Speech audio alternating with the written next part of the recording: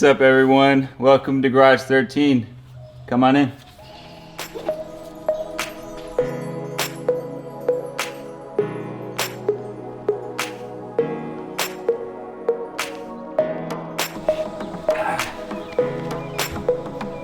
So in this week's episode, we're going to be getting the turbo back on the Rb25. Also, we'll be getting the oil and coolant lines back on there as well. So let's get started. Before we get started, we want to thank everyone for supporting us by liking, commenting, and subscribing to us. We enjoy it when you support us, and we can't do it without you guys. You want to support us more? Follow us on Instagram at Random Logic Media to check out our dope camera skills. Our link will be in the description. For now, let's get started on the video. So we got the turbo right here. This is the stock turbo from the Rb25 Series 1. There is two series of the Rb25, Series 1 and Series 2. Benefit of this turbo is that it has a steel compressor wheel, and the Series 2 has a ceramic compressor wheel. So this is going to be stronger and hopefully more reliable. And this is just everything stock. It's got your coolant line right here, oil line right here, regular wastegate and compressor housing.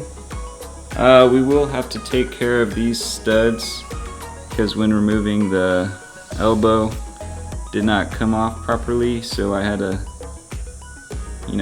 get out the vice grip. So we're gonna have to drill that out, re-tap it, and that about covers the turbo.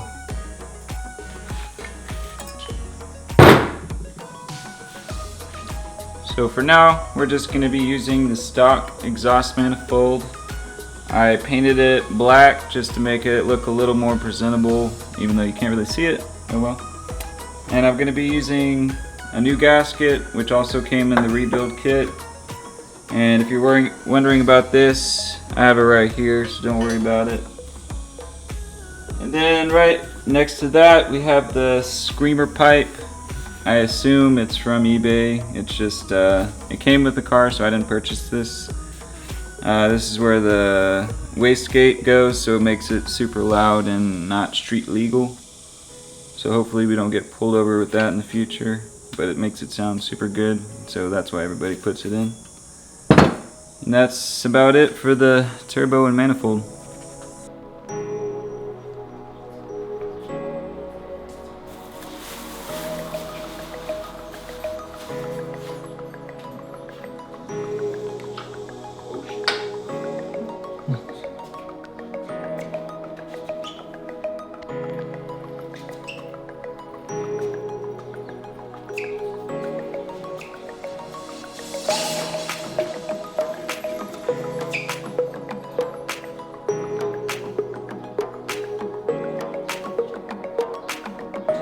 Alright, same as the intake side, we put paper in the exhaust ports just so the valves don't get dirty.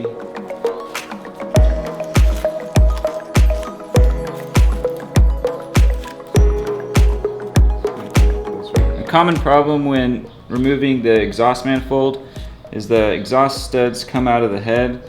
So that's why you can see right here a few are missing. And also right here, the previous owner, I assume they broke off an exhaust stud, so I have to worry about that. I've read that it won't leak boost, but we're just going to cross our fingers on that and worry about it later. We're going to install the exhaust manifold first and then get the turbo on after that.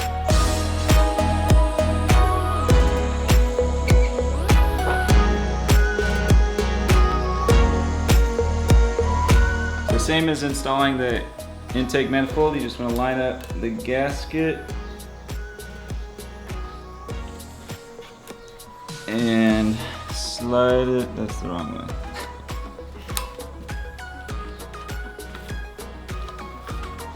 Slide it on.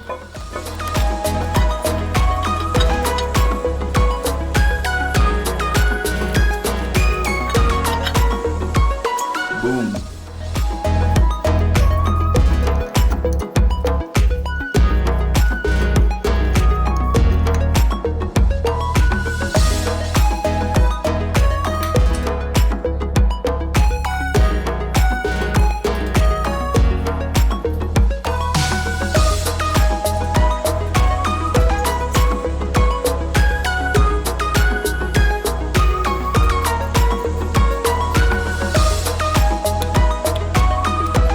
Alright, so we got that exhaust manifold finally back on.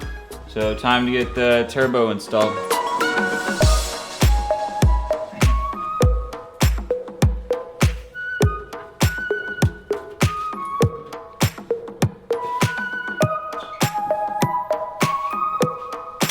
So the install of the turbo is really easy. It just has 4 exhaust studs on the manifold. One of mine came out because the nut is attached to the bolt still. And it has just a washer for each nut. Slide it on like that, washer for each stud.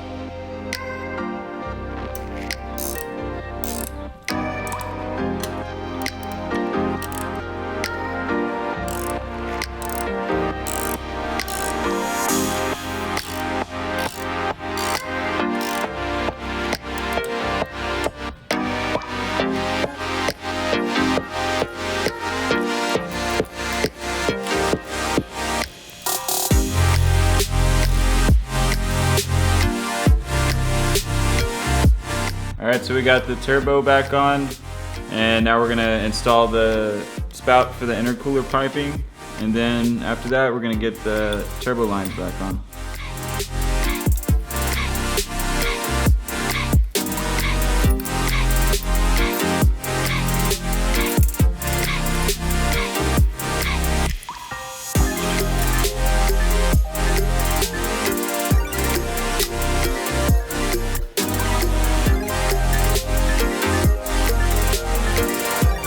Alright, so we got that finally completed. Looks pretty good.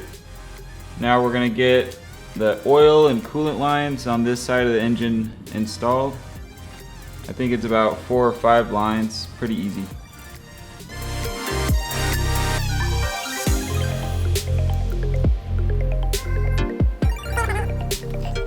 So this is a line. So this is the oil line that goes from the head to the bottom of the oil pan.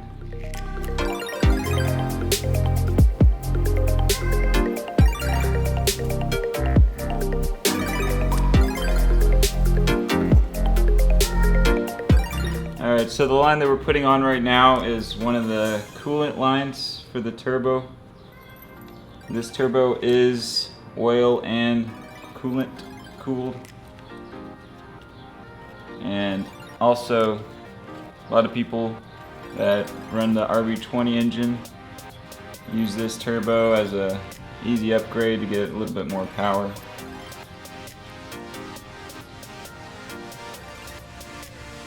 So this line right here is one of the oil lines for the turbo. It just goes straight down to the oil pan.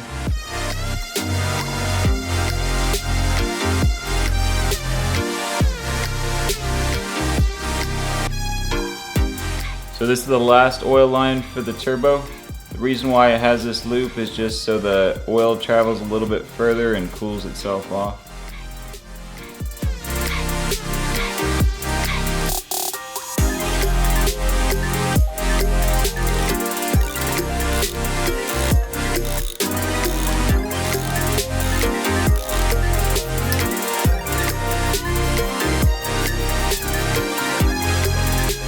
Alright, so we totally forgot about this back coolant line, so we're just buttoning this one up and tighten it. Then we're going to wrap up today's episode. If you could see, I haven't put my wastegate on yet. That is something I'm going to do next week. And also my screamer pipe. You can also see I need to get some new hardware, so I'll be cutting that out. And over the next couple weeks, we're going to try and button up this engine so we can get it all ready for our test fit and get our transmission and components back together.